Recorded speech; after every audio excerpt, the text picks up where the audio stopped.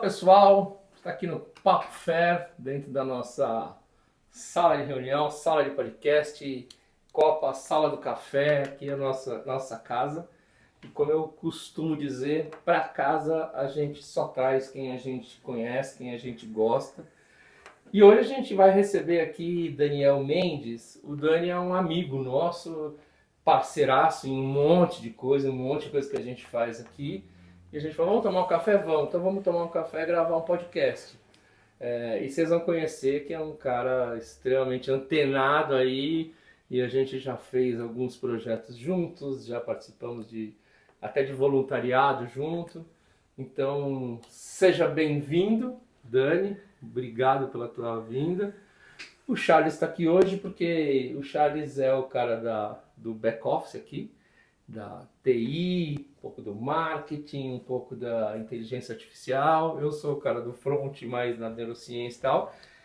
E o nosso convidado de hoje, ele fala sobre transita nesses dois mundos e o que é muito, que acho que é até melhor, ele tenta integrar, entender e integrar esses dois mundos, do humano e do tecnológico. Então a gente achou melhor fazer desse modelo. Então, bem-vindo, Dani. Bem-vindo, Charles. Muito obrigado. Obrigado pelo convite de estar aqui com vocês, né? E é o que você comentou, né, Fer? Nada melhor do que tomar um café e, como a gente fala lá em Minas, prosear. Grato demais por me trazer para dentro da casa de vocês, porque afinal de contas, conforme você falou, só vem amigo aqui. Aqui é só quem a gente gosta. Aqui é só quem a gente gosta. Grato demais, de coração. Seja bem-vindo. Seja muito bem-vindo. Quem é Daniel Mendes? Essa pergunta é boa. De um ponto de vista de nascimento, eu sou mineiro, como a gente fala lá em Minas, filho do Adriano da Sueli, Adriano do Banco do Brasil. Você é filho de quem, né? Sou filho de quem? É filho de quem? Filho do Adriano, que trabalhava no Banco do Brasil, hoje aposentado, da Sueli, que é dona de casa, irmão do Tiago, da Simone e do Murilo, e pai do Rafael e da Mariana, né? Então, eu gosto de prosear, tomar café, trocar ideia, e uma das coisas que eu mais amo fazer é estar com gente, cara. Então, para mim, estar com gente, conhecendo pessoas e lugares, para a gente poder aprender, para poder compartilhar, acho que essa é a melhor definição. E com humor, né? Com humor. Com leveza, né? Isso. Com leveza. Isso. Fazendo auditorias por aí. Isso, auditorias, ou consultorias também. Né? Isso. Essa é a ideia. O Dani, um dia ele chegou pra mim e falou assim, pô, acho muito legal o trabalho que você faz de palhaço e tal, não sei o que, sou fã. Vamos lá. E o cara foi. E, né, estamos já hoje em grupos diferentes, mas sei que você tá lá se divertindo, mas principalmente divertindo as pessoas e o que eu sempre falo da humanização, né, que é o que a gente aprende no hospital, e você tá lá num hospital, né, que ele é uma PPP ali, público e tal, o quanto a gente tem que ser grato, né, o quanto a gente tá lá mais aprendendo. O que você aprendeu no hospital, e obviamente você já tinha feito outras coisas nesse sentido, e que dá pra gente, por exemplo, levar para o mundo corporativo, dá pra gente levar para nossa vida pessoal, né? O que isso tem te ensinado? Você falou o quê? 4 anos? 3, 4 anos? Fer, eu sou muito ruim de timing, mas eu deve acho ser que por aí. Deve ser por aí, de 3 a 4 anos. Falou depois da pandemia. Foi porque a gente estava no lançamento do livro da Aline. Aline, nossa, Aline, doutora. Queridíssima Aline. A gente estava no lançamento do livro dela e surgiu... como direito humano, né? Isso! E lá surgiu um bate-papo entre nós, onde você falou, vem com a gente. E eu fui. Eu tenho um problema, me convidou, eu sou facinho. Eu vou, né? Me convidou, eu vou. Me convidou, eu vou. E respondendo a sua pergunta, o que eu aprendi, tenho aprendido como palhaço trabalhando em hospital que se encaixa para o mundo corporativo. Eu acho que isso, inclusive, é atemporal, Fer. atemporal e independente de local, que é a gente estar atento ao que está acontecendo e aberto a escutar, sem querer necessariamente responder. Isso eu acho que serve para a empresa, serve para amizade, serve para relações, serve para tudo.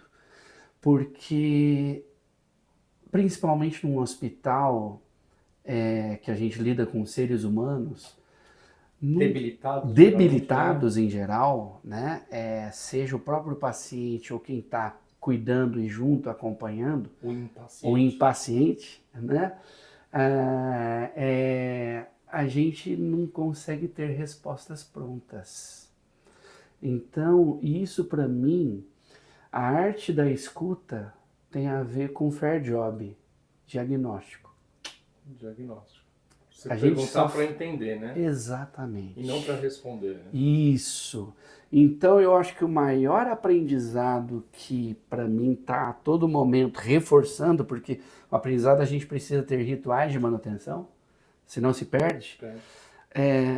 A ponta de qualquer negócio bem feito começa num bom diagnóstico. E um bom diagnóstico vem através de perguntas e de escuta ativa e de abertura para que a gente possa, a partir daquilo, eu mudei o PDCA para P3A. P3A?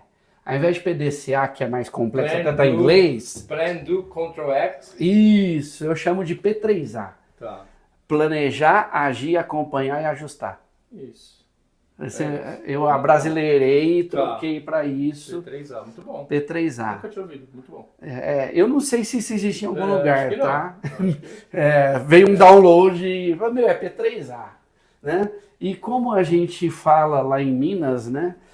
A gente pode usar também um método mineiro em cima disso. Como é o método mineiro? Eu chamo de on-pro-co.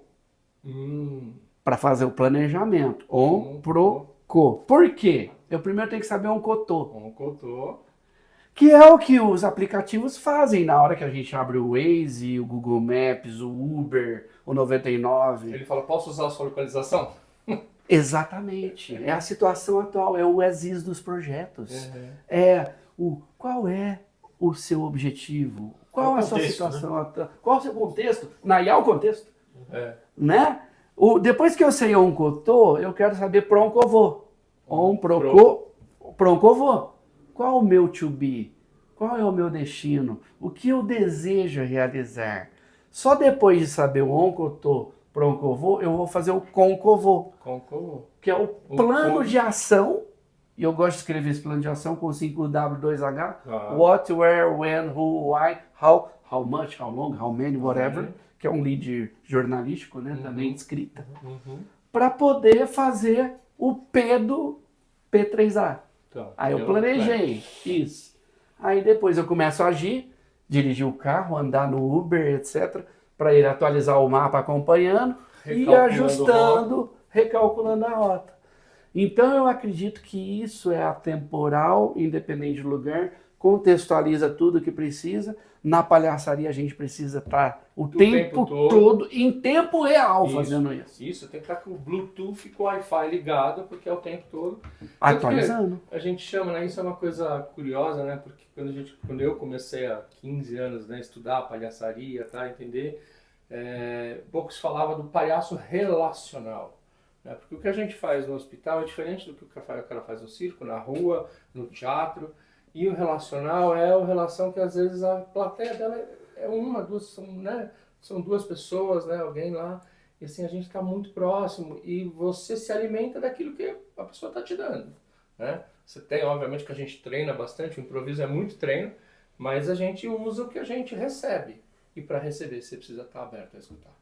Total. Perceber, né? Caiu, tem um barulho, então é com o barulho que você vai brincar. É com a situação, mudou o ambiente, mudou a coisa, mudou tudo. E isso, né, pouca gente está não sei nem se preparado ou se preparando, mas está atento a isso, que dentro das empresas, né, a relação ela precisa existir, porque o objetivo existe. Sim, sim. E olha que interessante, a gente está vivendo num mundo que as pessoas acabam acreditando que nós humanos somos multitarefas. E na real, a gente é multitarefa para coisas que dá para usar, de repente, o manual, o físico, só que quando a gente está pensando no pensar e no cognitivo, eu faço uma analogia para os meus filhos que o pensar é semelhante a usar um liquidificador. O pensar serve para um monte de coisa. O liquidificador serve para fazer um monte de coisa. Fazer panqueca, fazer vitamina, fazer um suco. Só que não dá para eu fazer os três ao mesmo tempo. Pensar é a mesma coisa. E o mecanismo do pensar, para a gente falar, a gente precisa pensar. Para eu te ouvir, eu preciso pensar. Para eu escrever, eu preciso pensar. E nas empresas, muitas vezes a gente chega para conversar com as pessoas, elas estão digitando e falando, pode falar que eu estou te ouvindo. A gente não vai fazer direito nenhuma coisa nem outra. Porque é como se fosse um liquidificador misturando a vitamina com o suco e com a panqueca, ou com o Ruffles lá no meio, né? Vai sair tudo misturado. Eu faço uma brincadeira às vezes com esses estudantes quando eu vou ilustrar isso.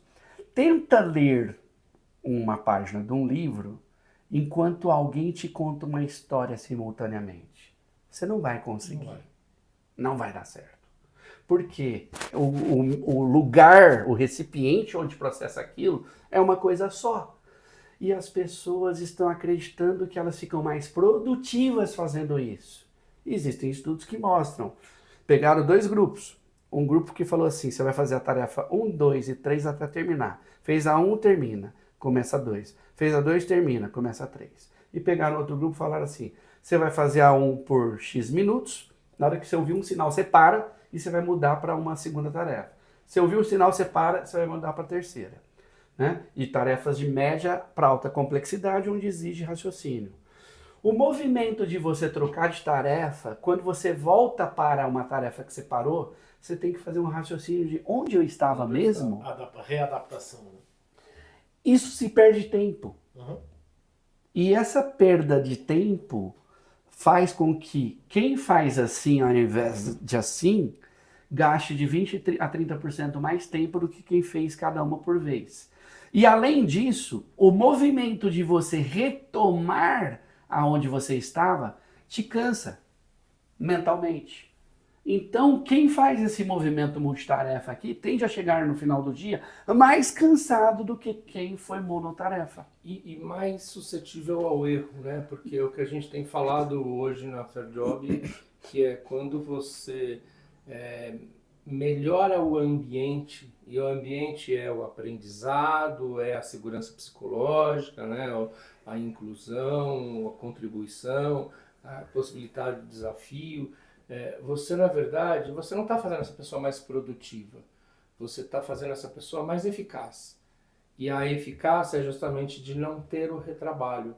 Porque quando você volta para o retrabalho, você volta mais cansado, com mais tempo, errando mais. E quanto mais você errar, mais, obviamente, caro fica o processo. Então, é sobre stop loss, é sobre parar, se conscientizar que fazer a coisa, né, de uma vez e não entendeu pergunta, não vai fazer, eu não vou perguntar agora, porque, ou seja, dá a possibilidade da pessoa concluir aquela tarefa, aquele raciocínio, obviamente com a melhor condição possível de trabalho, com a melhor condição possível de segurança psicológica, né, e de ferramentas para ela começar e terminar. Né? E isso tem, inclusive, assim, se essa pessoa trabalha melhor em casa fazendo isso, por que não? Sim. Né? Então a questão do home, a questão do híbrido, a questão do presencial, né, dentro do que puder, mas é essa questão. Porque o cérebro, ele não é multitarefa. Não. Né? Então a gente tem vários estudos de neurociência que falam, você pode fazer duas coisas quando uma é cognitiva e outra é a questão de você já estar dentro, né, que é uma atividade cerebelar e não do córtex pré-frontal, que ela está automatizada. Dirigir então, carro. Sim, eu vou dirigir o carro, eu vou jogar tênis. Então, o movimento de ir lá atrás, pegar, você já aprendeu durante aquele período, que nem o carro, mas depois você faz isso automático, porque você automatizou, então você não está usando essa parte, você está usando uma parte cerebelar. E aí sim você consegue fazer, né, duas coisas ao mesmo tempo, e mesmo assim, às vezes, quando você vai ver, você pegou o caminho errado, porque você deixou tão no automático, que você não falou, putz, hoje, quantas vezes você pegou o carro, quando você foi ver, você falou, nossa, hoje eu não estou indo para o trabalho, eu estou indo para lá e eu fiz o caminho do trabalho, né? Então, essas são questões. E aí já entra uma parte que acho que é mais de vocês, que assim, trazendo essa questão da humanização, né, do humano e tal, eu não gosto de falar quais são as competências no futuro, porque a gente já está no futuro. Né? A gente começou aqui há 15 minutos atrás e naquele momento, esses 15 minutos para frente era futuro. E agora a gente está no presente. Ou seja, quais são as competências hoje essenciais e inclusive que a inteligência artificial, e aí vocês são os experts nisso, podem auxiliar nas atividades humanas e como as atividades humanas podem normatizar e até toda a questão, né, de ética e de as questões da inteligência artificial. Como usar as duas para conseguir o melhor que se pode entregar para o ser humano. Essa Pergunta pergunta bem fácil. é super fácil. Bem tranquilo. Pergunta do milhão. Aqueles brincando, posso pensar? Faz um corte, aqueles brincando, né? Faz um corte. Dani, sabe por onde eu acho que a gente poderia começar? Sim. Antes da gente abrir a câmera aqui, a gente estava muito discutindo sobre o que é essa, o que no fundo é essa IA e qual é a nossa relação com ela, né? E uma das coisas que a gente estava mencionando é o quanto ela está próxima de fato das atividades que de fato a gente desenvolve. Eu acho que entender, começando pelo começo, então como é que é o Onkotô, do que nós estamos falando? Porque é isso que eu acho que vai desdobrar o restante da conversa. Sim. Olha, eu acredito, e inclusive conectando isso explicitamente com psicologia, na psicologia a gente estuda que nós humanos, apesar de termos a nossa subjetividade e individualidade, nós temos alguns processos universais entre todos nós. Inclusive algumas necessidades universais. E necessidades são valores, coisas que a gente valoriza. E eu brinco que valor é tudo aquilo que eu quero repetir, ser, fazer e ter, que faz bem para mim e para quem me serve. Isso é o que eu defino como valor, vamos brincar assim. Somos seres sociais, né? Somos seres sociais. Até pegando essa necessidade de ser social. A gente estuda numa linha teórica da psicologia que nós humanos temos 3 necessidades básicas psicológicas. Nós temos a necessidade de nos sentir competentes, e eu gosto da definição de competência como chave, C-H-A-V-E. Conhecimento do que fazer, que é a receita de bolo, é o script, é o processo, e aí a deita e rola nisso. Você passa o processo, ela vai lá e executa e faz. Então, tem tudo aquilo, né? Cadastrado. Está cadastrado. Eu gosto muito de fazer analogias com cozinhar. O conhecimento é a receita. É a receita. O H é de habilidade. Que sou eu pegar essa receita e praticá-la. Quanto mais eu pratico aquela receita, mais hábil eu fico. E o ser humano tem necessidade de se sentir evoluindo em competência, melhorando. O arroz que eu fiz hoje, teoricamente, deveria ser melhor do que ontem para que eu me sinta bem, como necessidade básica humana. Terceiro é o A, de atitude. E atitude na psicologia a gente estuda que não é o comportamento, não é o fazer. Atitude é a predisposição para o fazer, vem antes. É o saber o porquê, ter um motivo, uma razão que eu vou querer aplicar esse conhecimento. O V tem a ver com alinhamento com meus valores pessoais. Quem sou eu, o que eu valorizo, que interesse eu tenho, o que eu gosto e assim por diante. E o E, que está na moda hoje ser ESG, que é a sustentabilidade, é o ecológico. Tá, eu vou ter um conhecimento, vou ficar hábil em fazer isso, eu sei o porquê, eu alinho com meus valores, com quem sou, com o interesse que eu tenho, coisa que eu sou bom de fazer. E o E de ecológico é que impacto que eu gero no mundo e nas pessoas que estão ao meu redor com o que eu vou fazer. Então eu tenho que minimizar o impacto negativo e aumentar o impacto positivo. Esse é o C da competência, que é uma necessidade básica humana. Eu acredito que nós humanos precisamos continuar nos desenvolvendo em competências, sejam elas quais forem. Seja competência que me dá gosto de fazer, que a IA vai substituir, ou seja incompetência que a IA não vai conseguir substituir. A competência me gera uma segunda necessidade básica humana, que é a autonomia. Além de eu me sentir capaz, eu tenho que sentir que eu sou capaz sozinho, sem depender necessariamente de outras pessoas para fazer aquilo acontecer. Eu brinco que a gente tem isso no nosso instinto.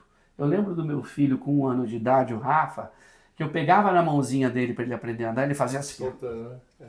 Solta! Me deixa sozinho, deixa eu me sentir que eu sou capaz de fazer sem precisar de ti para fazer. Autonomia. Na empresa a gente chama também de nível de alçada, né?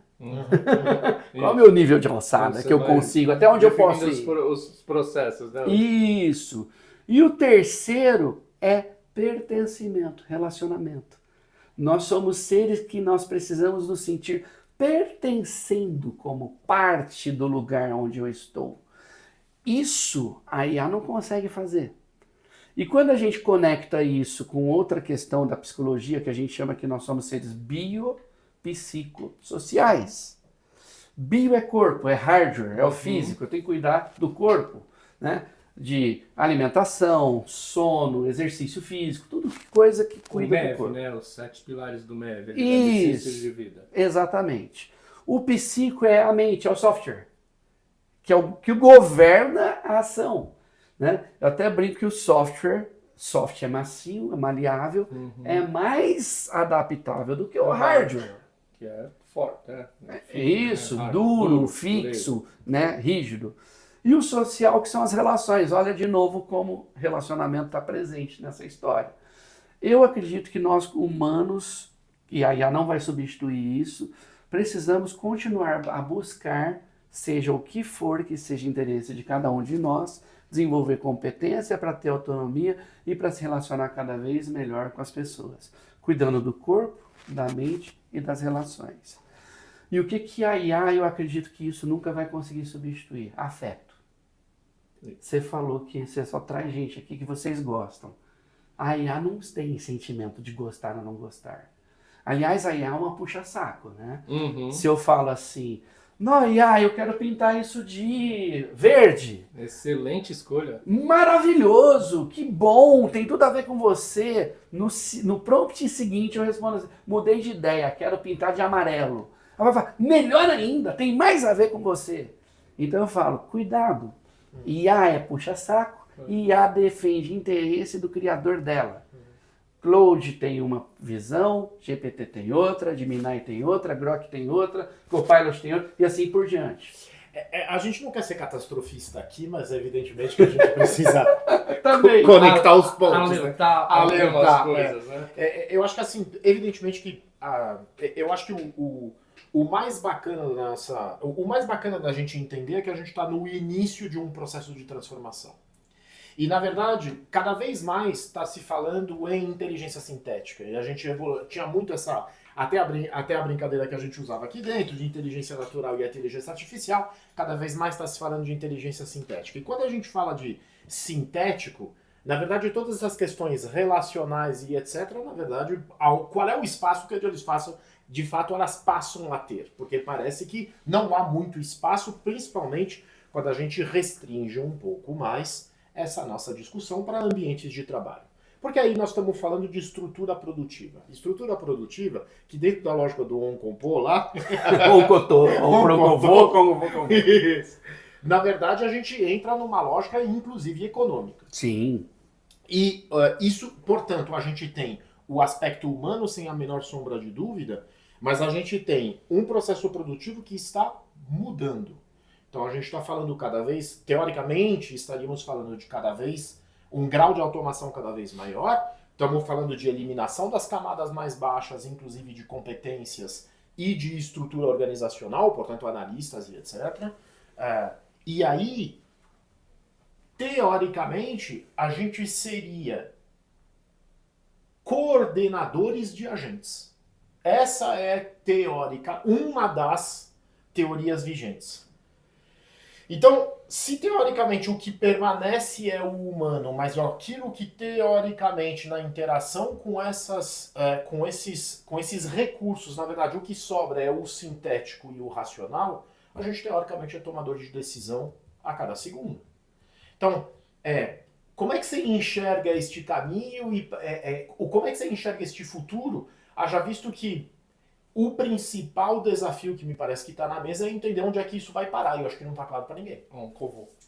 Oncotô, Procovô. Não é nem Oncotô, Procovô. É oncovô mesmo. Ou brincando aqui entre nós, né? Igual a gente fala lá em Minas, depois de estar proseando no passeio de um boteco, né?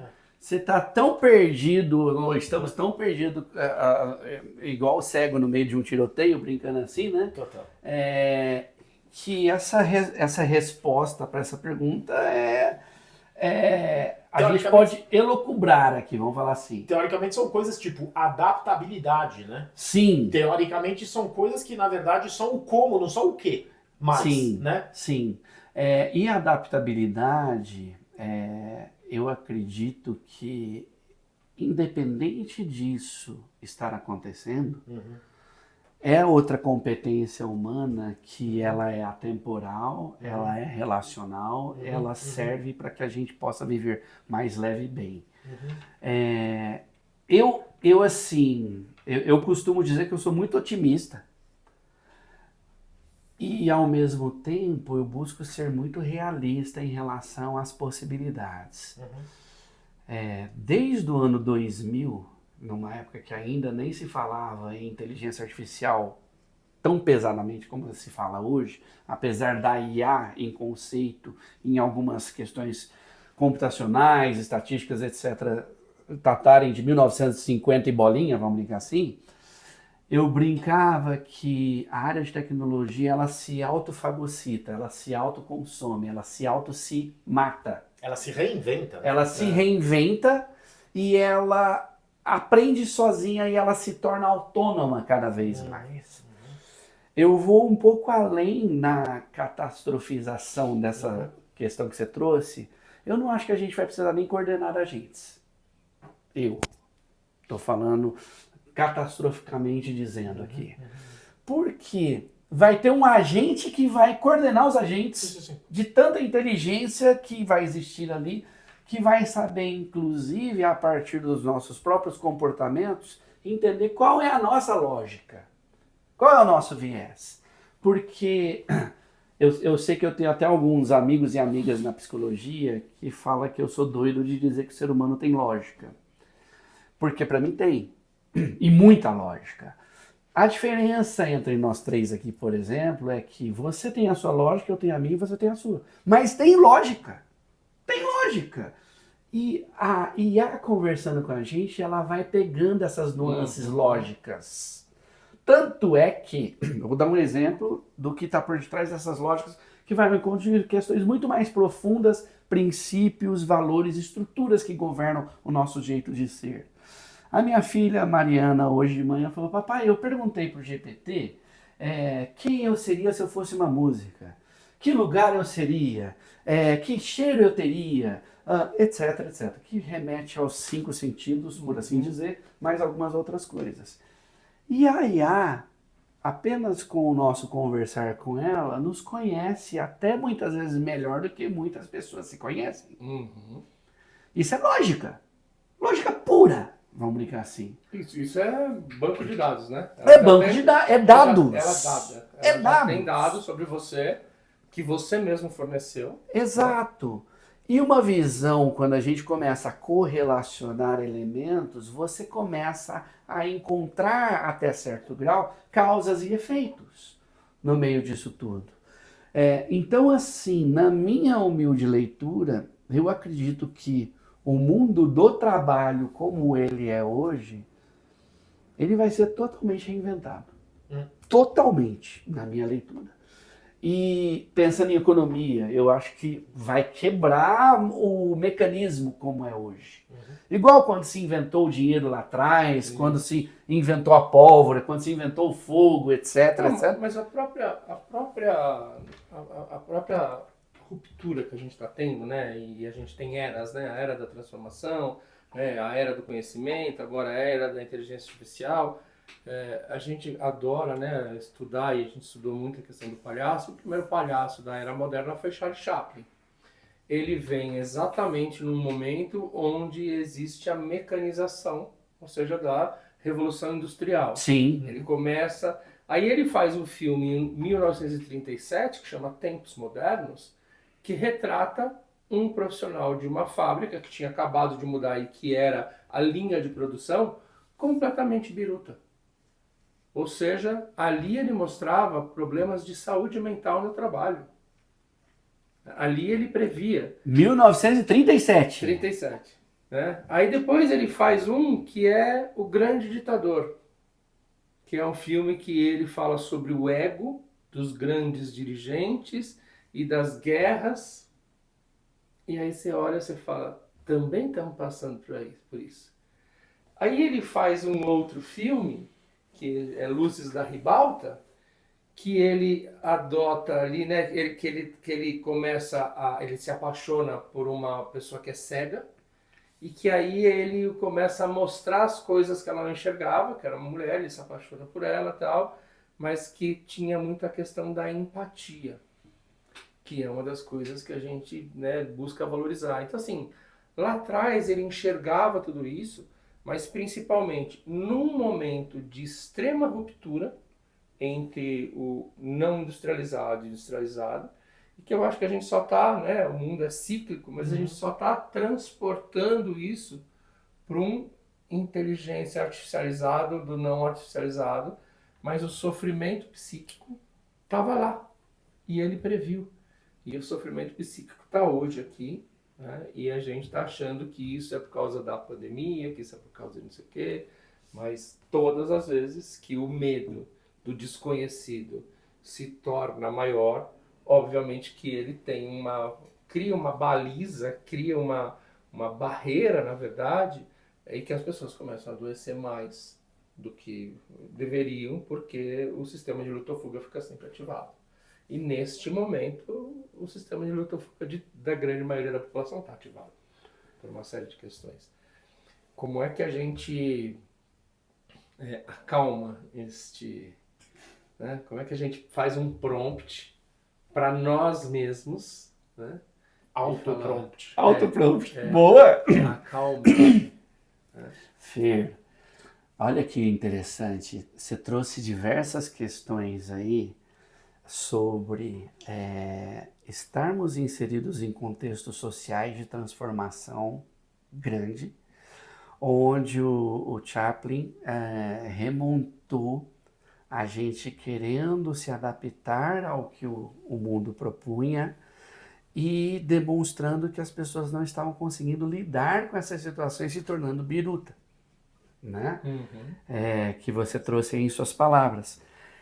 No final das contas, eu acredito que a gente humano precisa mudar o paradigma da produtividade.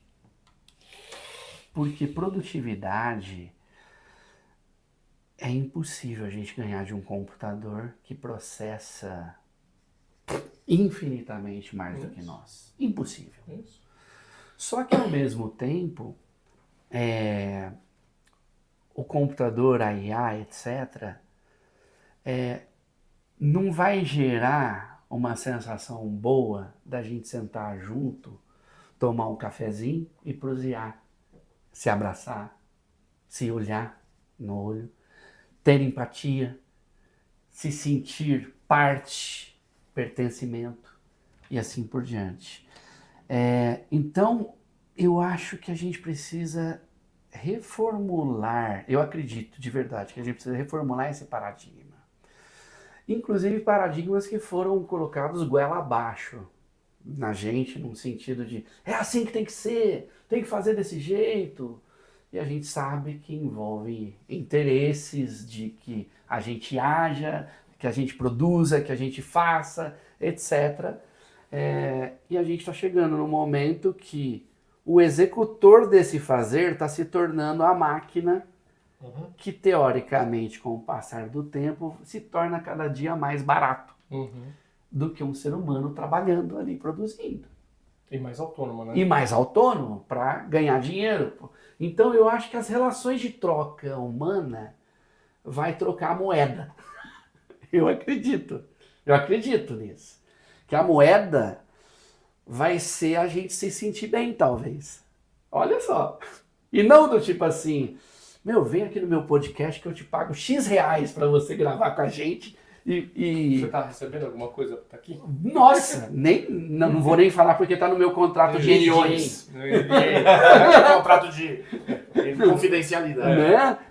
Então, eu acho que essa revolução que a gente está passando em relação à troca de paradigmas sistêmicos e de quem produz, que está deixando de ser humano para ser a máquina, nós precisamos retomar as nossas relações humanas e retomar o que é de nossa essência, que é se relacionar, que é estar junto, que é ter tempo de qualidade com pessoas que nos importam.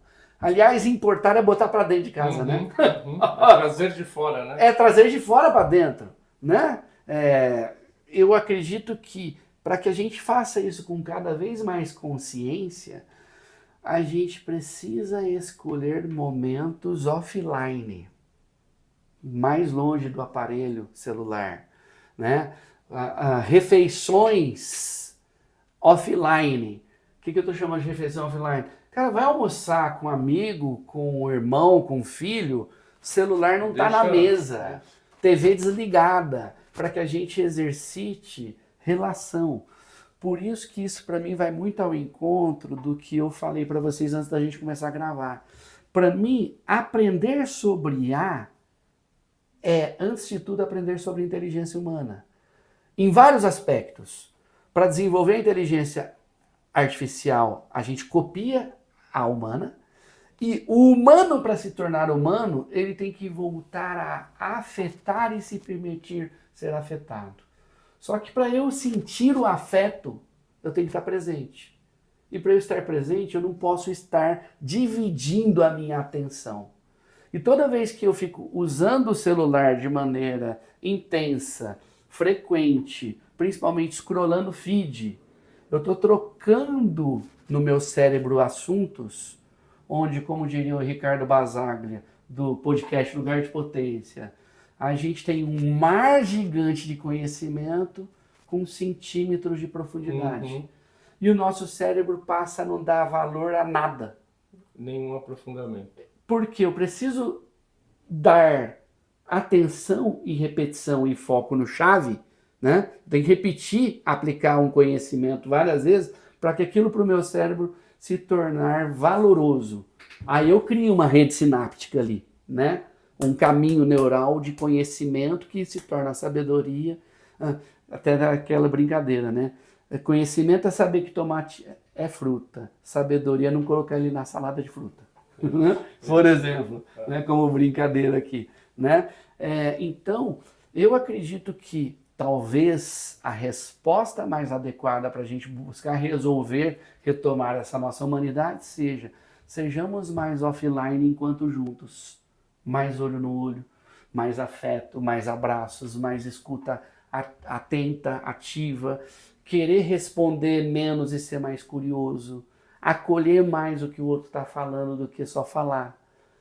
Ao invés de querer dar resposta, é simplesmente só ouvir muitas vezes e perguntar, você quer saber minha opinião, ao invés de sair colocando, editando regras para todo mundo do que de fato a gente acredita que é, porque na minha cabeça a verdade, por incrível que pareça, ela é relativa de quem enxerga aquela verdade. Eu faço uma brincadeira, às vezes, quando eu estou dando aula, né? Eu faço um 6 para mim. Quando vocês olham, é 9. Aí eu brinco, quem está certo?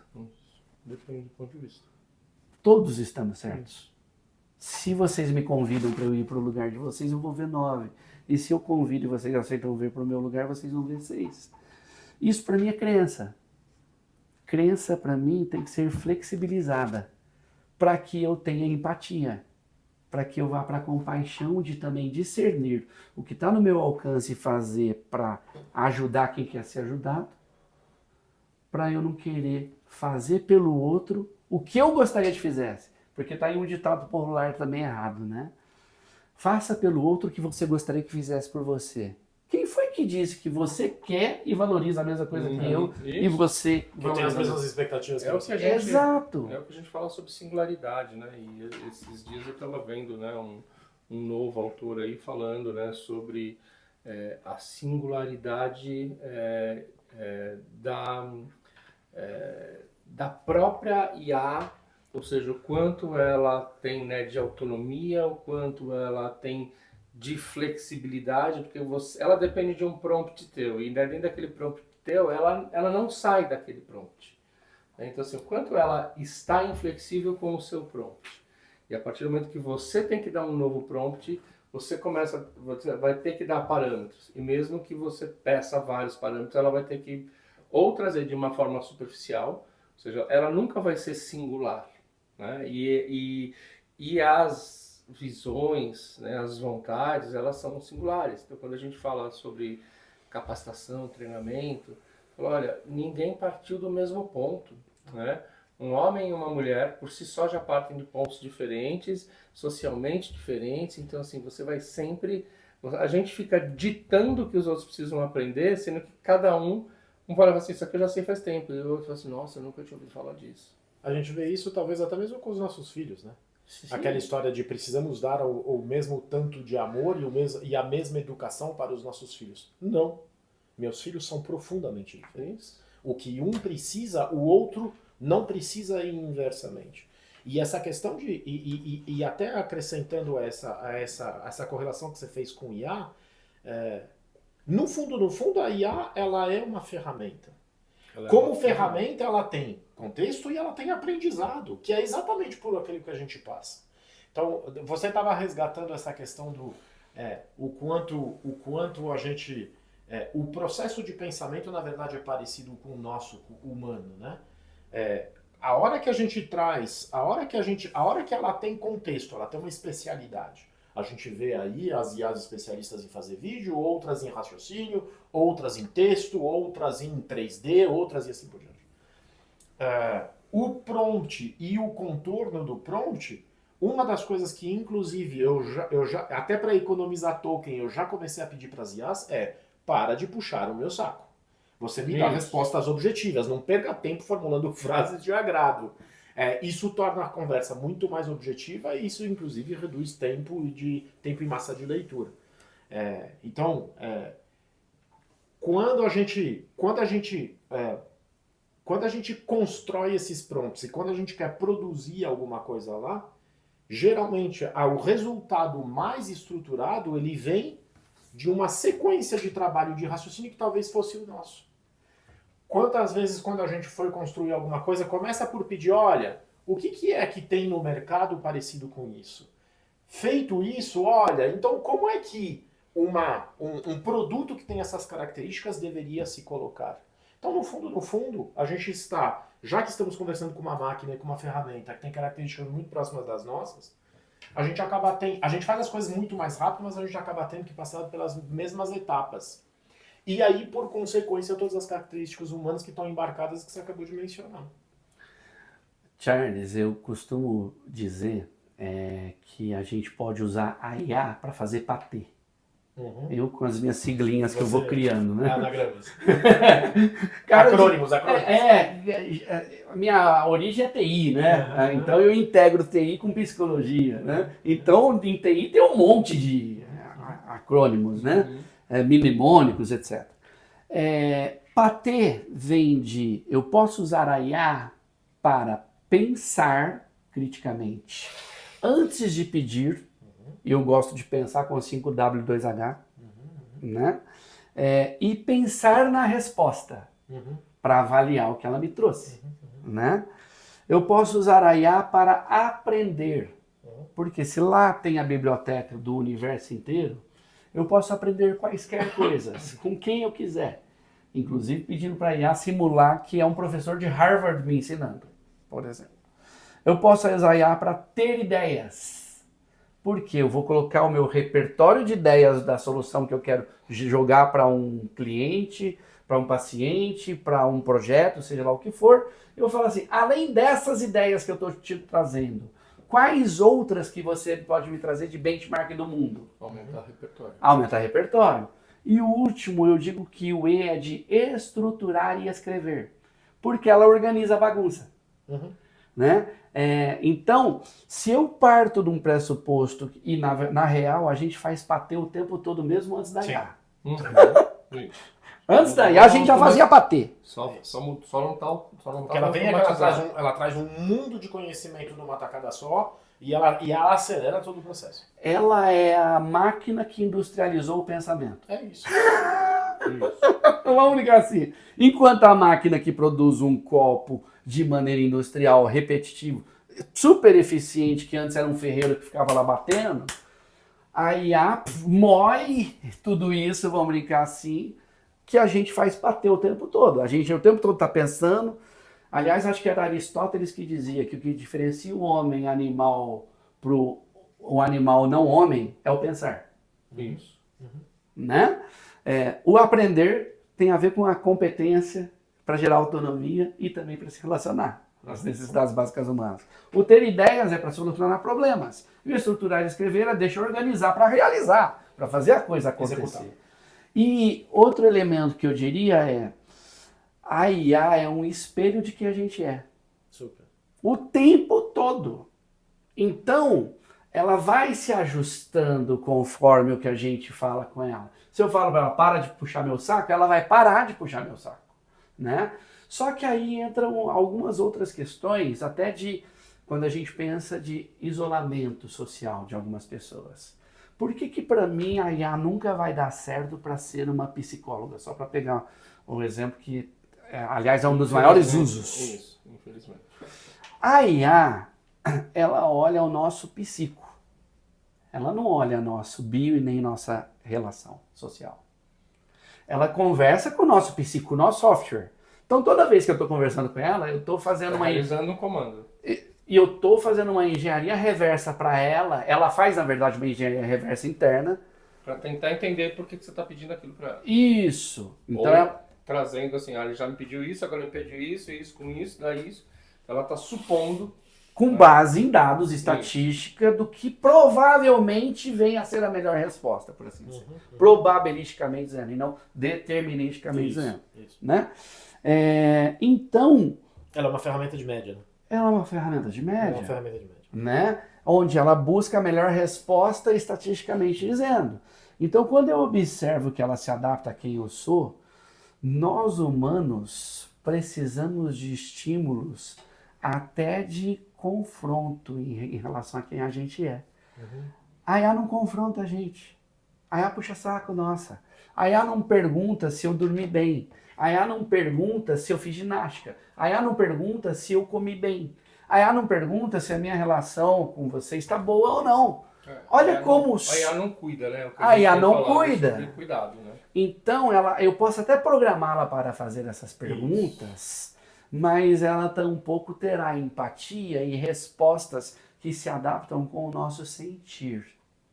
Apesar de sensores sentirem interpretando uma gama de dados, o nosso sensor humano natural é infinitamente mais poderoso de captar nuances. Sofisticado, né? Sofisticado, que ela não vai captar.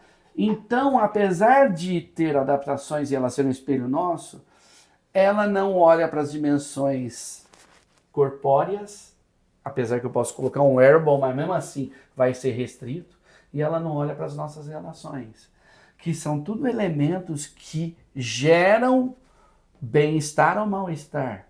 Se eu dormir mal, se você chega na relação, no social comigo, bom dia por quê? Para quem? Né? E se eu te penso, nossa, você não está bem hoje, você dormiu bem? Né? Assim, é essa percepção, né? Quando a primeira aula, não esqueço, a primeira aula de neurociência, percepção e sensibilidade. A IA não tem. Mas os recursos cognitivos dela também são restritos, né? Sim. Ela tá limitada à linguagem. Ainda, né? Sim. Porque eles têm o quanto tem. É isso. E aí eu queria emendar nesse ainda, né? Até porque a gente já está chegando próximo do nosso fim aqui.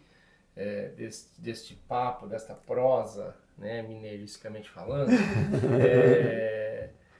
vocês têm medo da IA? Vocês que são especialistas, eu não sou.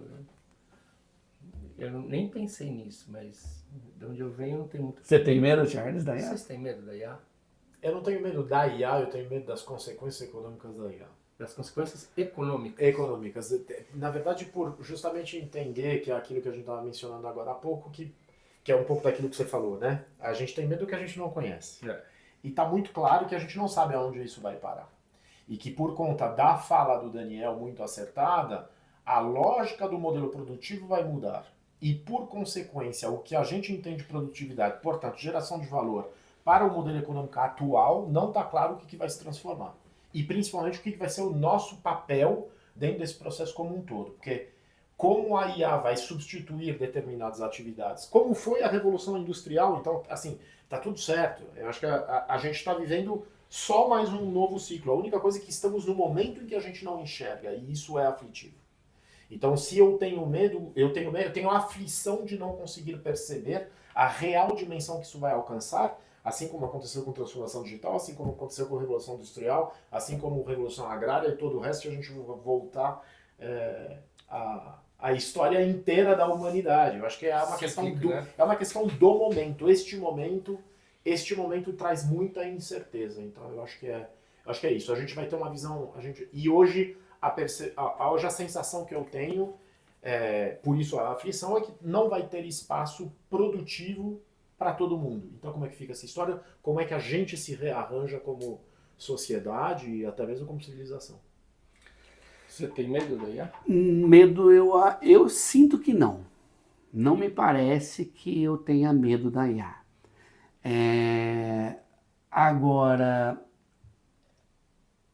que ela traz um monte de incerteza, traz. Em relação a como eu lido com isso, aí eu crio estratégias para mim mesmo no sentido de buscar viver o agora conforme o que se apresenta. Pode ser meio polianismo isso? Até pode ser. Não, é gestão emocional isso. Pode ser ingenuidade em algum aspecto? Não. Até pode ser. Entendeu?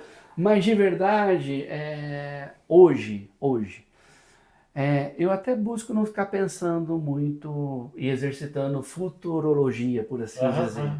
Porque eu acho que a tendência de causas de ansiedade além do que eu consigo gerenciar pode ser mais catastrófico do que benéfico, num sentido de ajuste meu ou caminho profissional, ou seja lá o que for. Então, no final das contas, eu acredito que isso não me gera medo, talvez por causa desses mecanismos que eu aprendi a ter para lidar com as situações adversas, né? Para lidar com essas emoções, para lidar com essas questões. Agora, se eu estou sendo, digamos assim, a pessoa talvez mais prudente ou imprudente em função disso, não sei te responder. Mas a questão é o quanto você, né, se sente bem com aquilo que você não domina, né? Porque a gente fala, né, sobre a depressão, né, que dizem ser hoje o mal do século, e a depressão é, teoricamente, um excesso de passado, né? A ansiedade é um excesso de futuro. O próprio estresse, o burnout, é um excesso de presente. Ou seja, que a gente repetiu aqui, né? Excesso, excesso, excesso. Então, quando você coloca isso em evidência e você tira isso, né? Você cancela, você começa a pensar naquilo que o que para mim faz sentido. Então, se faz sentido para você ter medo, você vai conviver com esse medo. Sim. E ao conviver com esse medo, você vai, teoricamente, evitá-lo. Sim. E ao evitar, talvez seja o grande problema de você não acompanhar. Então, né, quando a gente fala, não, eu não mexo nisso aí, tem gente que fala assim hoje, não tenho Pix. Não tenho Pix, não sei o que, não tenho... meu celular eu também tenho, porque eles estão escutando o que eu estou falando. Eu tenho certeza que estão. Mas assim, né? E aí? Eu estou falando alguma coisa errada? O que eu faço com isso, né? E assim, como eu ajo a partir deste meu medo? Porque é aí que entram as limitações, as crenças limitantes, ou seja, a gente vai outros caminhos aqui, Sim. né? Mas como eu busco agir, assim, Sim. o Charles falou, eu não procuro não ficar pensando, eu procuro tentar entender e tentar, né, o que ela me traz de bom hoje, o que ela me traz de risco e oportunidade. Mas E tem eu, sorte. e assim, né, aí vem um pouco do olhar, da personalidade, Sim. que essa é minha, né? Eu prefiro ver o copo sempre meio cheio. Então eu prefiro falar assim, putz, pode trazer alguns outros daqui, né? Os três aqui andam de moto, Sim. né? Os três. Aliás, eu vim de moto pra cá. De moto, eu também vim de moto em elétrica hoje. Tem risco, Tem. tem parte boa. Sim. Eu gosto, né? Então assim, é tudo uma questão de escolha, né? De pesar. E óbvio que eu não vou negligenciar o risco. Sim. Então, né, Andar sem capacete. andar sem capacete, correr Acelerando. acima da velocidade, cortando e tal, né? Aí eu acho que o uso da IA também vai por isso. Sim. Né? Se eu souber que eu vou lá para um DeepSeek lá, como é que chama lá? Num ambiente que está avisado, né? Que ali você corre o maior risco. Dark Web, né? Você está escolhendo teu risco, né? Mas dentro disso. E aí, para a gente fechar, o que vocês usam e o que vocês evitam hoje da IA? Caramba, eu diria que evitar, em função de ser um curioso e aventureiro e talvez um pouco imprudente.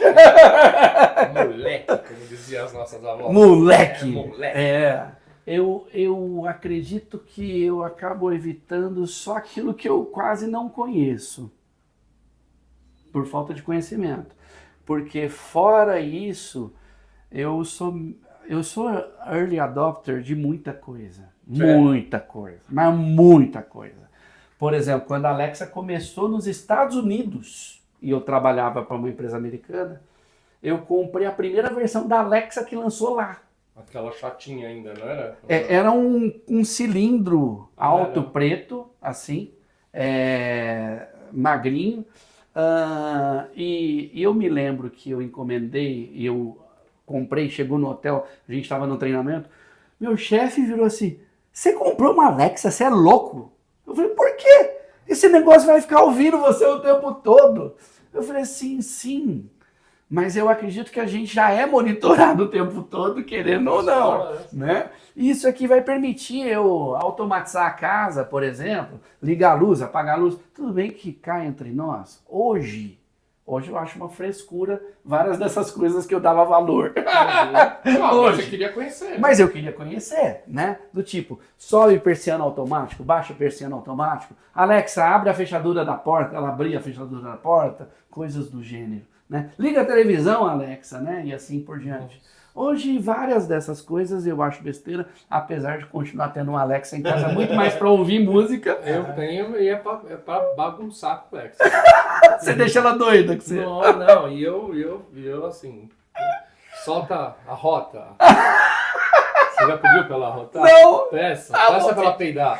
Peça. Não, assim, Amigo meu, acho que encontrou uma das melhores aplicações para Alexa na cozinha.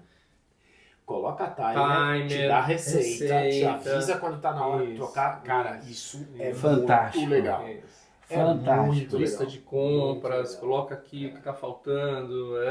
Fantástico. Uma das coisas que eu acho mais bacana do mundo da IA, eu acho que é justamente especialização, né? Eu acho que quando começou a LLM, tava todo mundo mais ou menos no mesmo pé. Era um tal de bater papo, chat, uma coisa assim. Hoje em dia, cada um está encontrando o seu caminho e está definindo a sua singularidade. Eu acho muito legal a gente ter falado disso.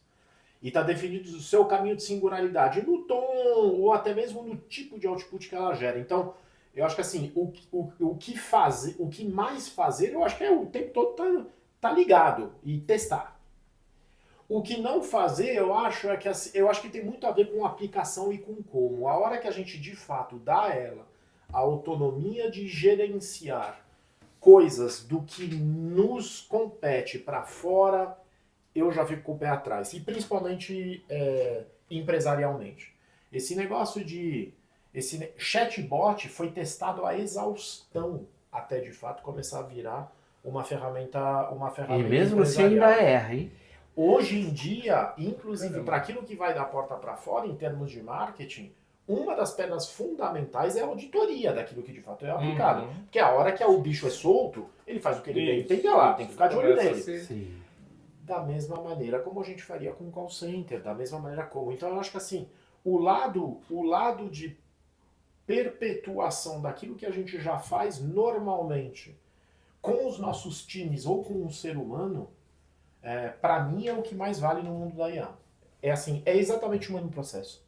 Exatamente o mesmo processo. Quando a gente contrata um time, a gente faz entrevista. Faz entrevista com a IA. Ah, então como é que funciona a cloud? ChatGPT, Gemini, o que quer que seja. Você vai perguntar? Vocês já perguntaram para ele o que ele se difere com relação ao outro? Não, nunca fiz essa pergunta. Eu já perguntei para o meu carro. O que, se ele acha que o outro carro é melhor que ele. E ele respondeu o quê? Ele respondeu que se eu estou nele... É porque eu já fiz a escolha. Você já escolheu. Boa. Muito boa resposta. Muito dele, né? boa. Inteligente a resposta. Isso. É meio puxa-saco também. Lógico. Né? Faz você se sentir lógico. bem, né? Mas agora, indo para o encontro do que você falou, o que eu tenho usado mais. Uma coisa que a IA mudou a minha vida foi criar apresentações para as minhas aulas. Isso mudou radicalmente. De tempo, de estética. Eu sou uma pessoa que eu não tenho o chipzinho da estética na minha cabeça. A gente percebe. Dá pra perceber, né? Aqui, o cara usa 2 microfones, branco e preto. Gente, claro que... Tá vendo, né? Não tem jeito, né? Então, a IA, ela me ajudou a planejar e a criar os materiais das minhas aulas de uma maneira muito mais rápida, profunda e eficiente. Histórico, né? Isso que você já falou na aula passada, né? Então, assim, ela começa a te lembrar de coisas Sim, também, né? E ela aprendeu a estrutura que eu gosto de criar uma aula. Ela sabe que eu gosto de abrir com uma pergunta provocadora.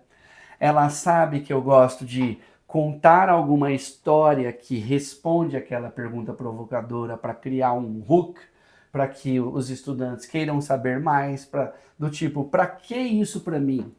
Ela sabe que eu gosto de fazer teoria de uma maneira mais prática e menos teórica e fazer com que as pessoas façam exercícios individuais, em duplas, em quartetos e coletivas. E ela sabe que eu gosto de terminar fazendo um recap de tudo que foi e conforme eu fiz a pergunta no começo, na decorrer dessa aula a gente respondeu essa pergunta por causa disso. Isso agilizou demais a criação de aulas novas, até porque, tirando as disciplinas que eu dou recorrentemente na pós-graduação, todo o resto é criado sob medida, com diagnóstico, com perguntas. A partir daquelas perguntas, eu crio a experiência de aprendizagem. Até gosto de dizer que é uma experiência de aprendizagem, ao invés de uma aula. É uma experiência. E até porque, às vezes, eu termino a aula com uma música criada por IA a partir do que as pessoas responderam no formulário que eu mandei para diagnóstico e com a resposta que é a aula do que foi feito. É que você dá aula de IA também, né? Então você Sim. precisa mostrar isso. Porque tem uma questão da ética, né? Eu li, eu não vou saber agora qual universidade, mas que ela estava neste momento exatamente buscando os materiais dos professores para saber quais destes materiais tinham sido, as aulas tinham sido produzidas por IA, segundo ela, aquela universidade, isso era antiético do ponto de vista, né, de direitos autorais e tal, né? Então você estava dando todas as referências, então assim, existem os riscos, né? Mas eu acho muito legal. O mercado da música, o mercado criativo está mergulhado nisso, né? Isso. Cannes está revendo seus critérios para qualquer conteúdo criado por. Grammy, eu acho que está começando a olhar para o assunto e deve soltar o alguma... Oscar, a própria... Deezer já não Deezer. remunera mais Músicas feitas por IA. músicas feitas por IA e assim por diante. É um lance bem complexo, né? Até porque quando a gente pensa na palavra ética, não existe ética universal. A ética, ela é grupal, combinada a partir Societal, cultural. de Isso, um um grupo conjunto que de valores define, de uma determinada... de um determinado grupo. grupo.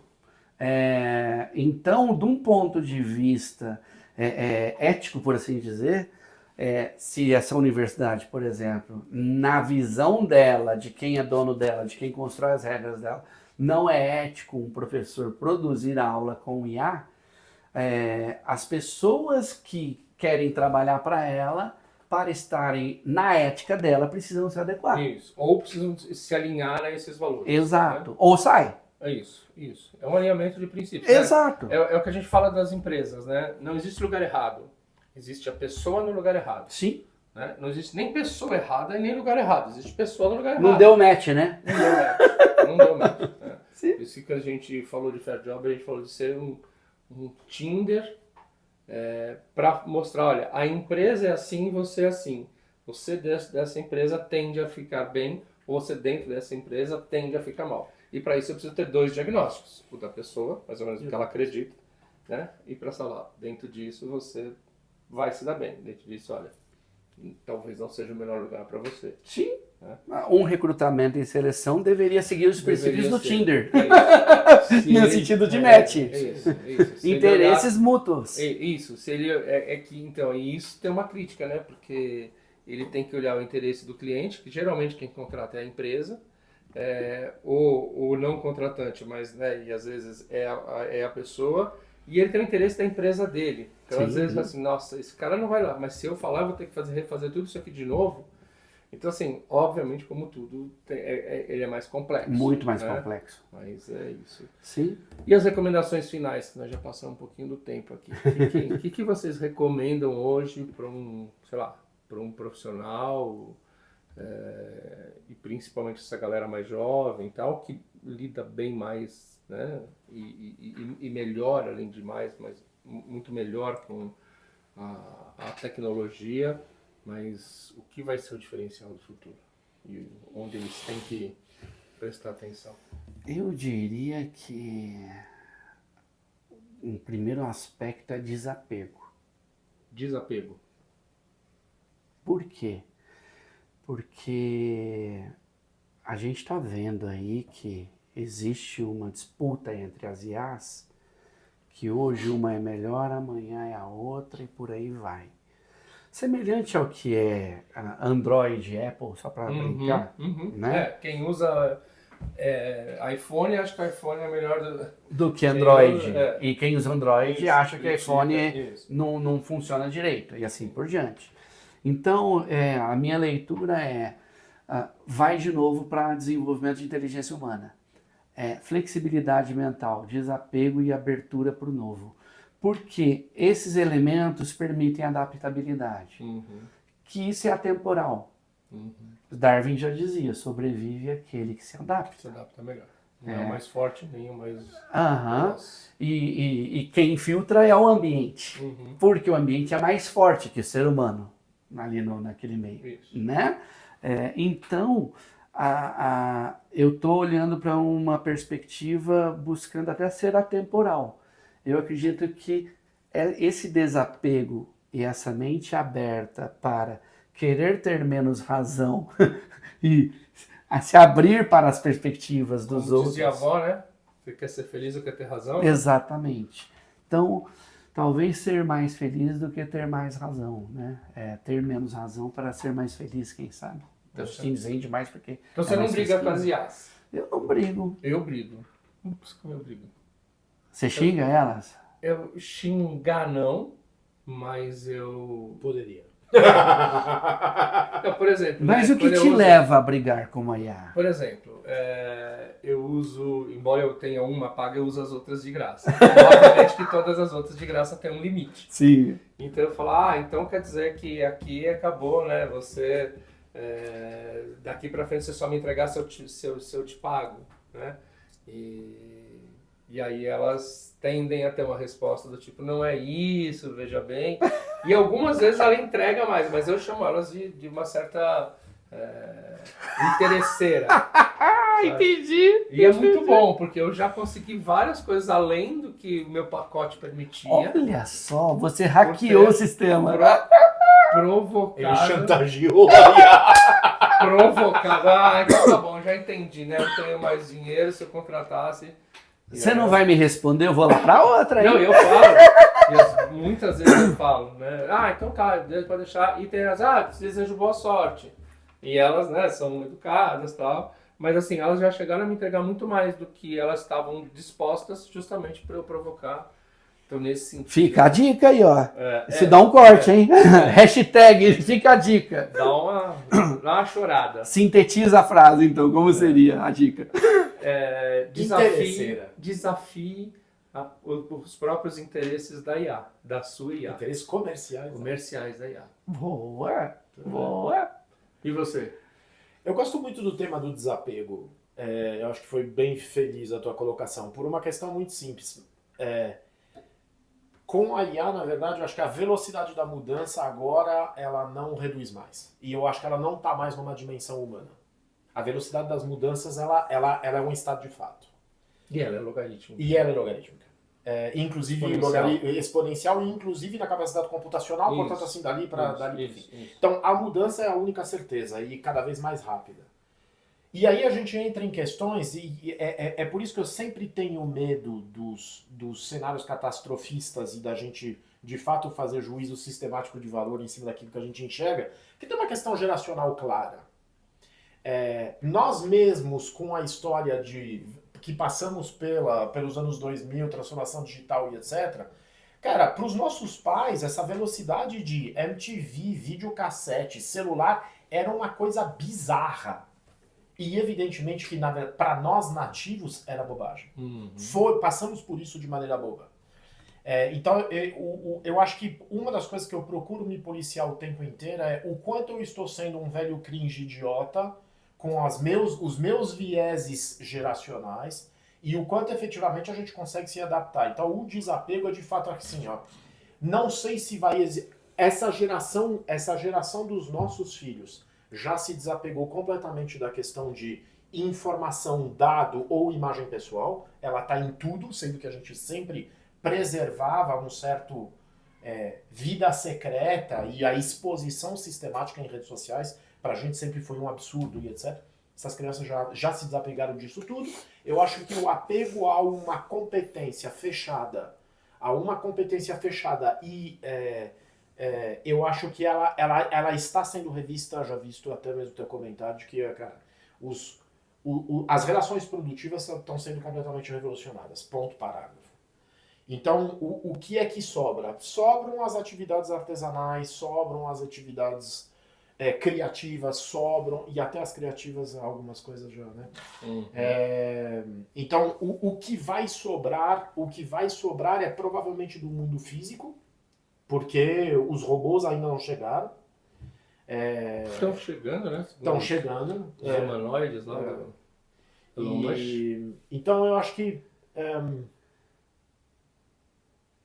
que o desapego ele precisa ser exercitado por nós, né? Eu acho que não para os novos que virão. E agora eu acho que como eu não enxergo o futuro, a única coisa que eu posso é olhar para o retrovisor. Quando a gente olha para o retrovisor, quem foram os caras e as competências que tipicamente fizeram revoluções? Até mesmo por tudo que a gente passou na transformação digital, os caras que realmente mudaram o jogo foram os famosos filósofos, sociólogos, arquitetos e etc. Basicamente são os caras que pararam para pensar. E que tinham uma visão muito... Tecnologia, no fim das contas, ela revoluciona a ferramenta, mas ela não revoluciona o modelo. E o modelo que a gente de fato trouxe é quem estava olhando fora da caixa. Mas acho que até isso já mudou, né? Porque entre os filósofos, né, os sábios, os professores e tal, agora quem está dominando isso são os influencers. Querendo ou não! Sim. Sim. Fique ligado, que vocês nem pegaram querendo ou não.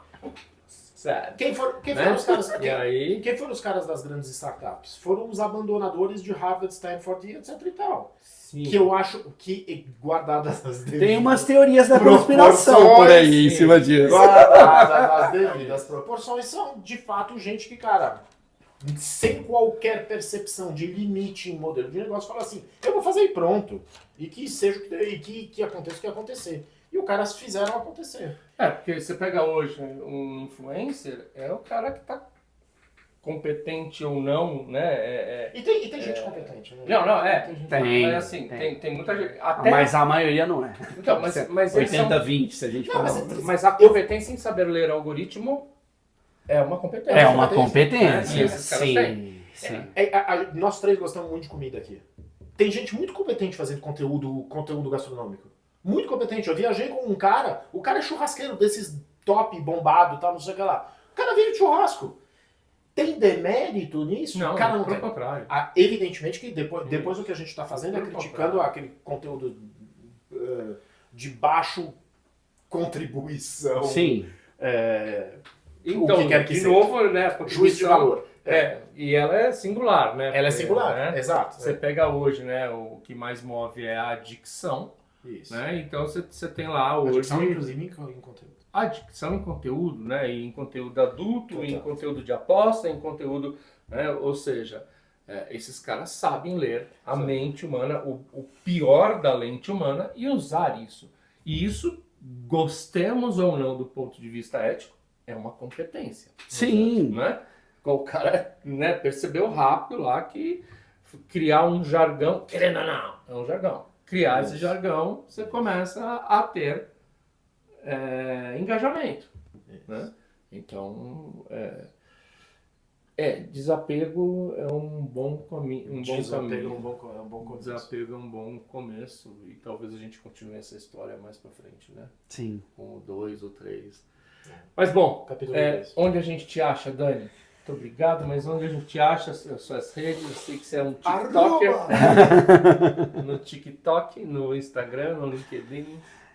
Bom, primeiramente, agradeço de coração aí o espaço, a oportunidade. É a sua casa. E prosear para mim, ainda mais de assuntos que eu tenho interesse, é uma delícia. E com vocês se torna mais especial, porque vem perguntas que não estão no repertório esperado. Não, a gente não Não tem estou no script script. aqui, não É, tem script, né? né? É isso. É free, É né? free. No flow. É papo fair.